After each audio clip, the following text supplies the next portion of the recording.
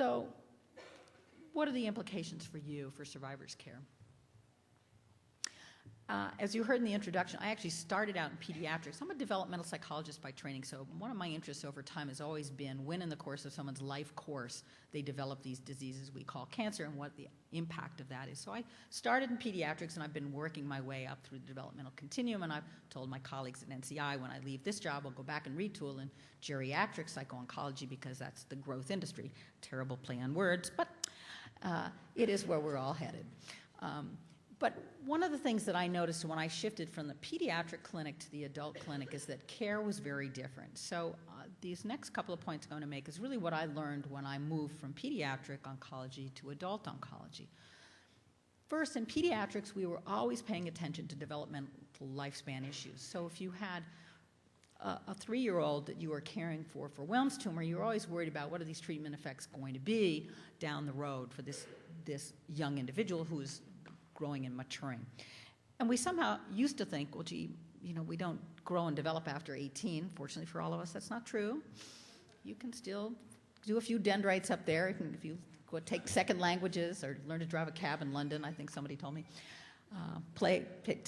take up a musical instrument. So that's good news for us. But because our survivors are living longer, we are now obliged to attend to the developmental issues. So the 50-year-old breast cancer patient that you see, you're going to expect to be here till she's 80. You need to be concerned about what the impact is on her postmenopausal status or her retirement plans or whatever it is she plans to do. We can't just say, I've treated you, goodbye, have a nice life. It's no longer acceptable. So we need to be paying attention to those. Oops, and these all dropped in simultaneously. The second thing in pediatrics is how you talk about the disease. You're always tailoring to the age of the young individual in front of you. So you don't tell a 12-year-old the same thing you would tell an 8-year-old or a 21-year-old. And again, in the adult arena, somehow we forget that people have different communication styles, and we do need to be checking all the time to make sure that the individuals really understood what you've said and what the meaning of this was. So I think that's another lesson learned that would be important for us. Pediatric community also is always monitoring and promoting well-being. Of course, in pediatrics, it's all about prevention. In adult medicine, it's all about reactive care for the chronic illness that's already occurred in this patient who's come before you, because we don't fund, support, direct prevention for adults in this country. And that's that point I was making to you earlier. Our cancer survivors are telling us we need to change how we think about medicine in this country and look more at primary prevention and prevention.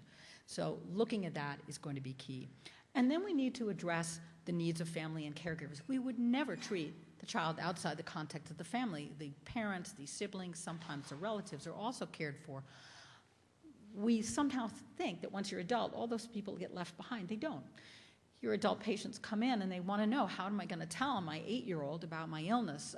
How am I going to deal with this with my aging mother, that I have this sickness? We are dealing with family all the time, and we need to standardize that inclusion. Again, as I said, working with the rules and regulations that restrict some of that around us. So that's what I learned in pediatric oncology that I think really applies in the adult setting.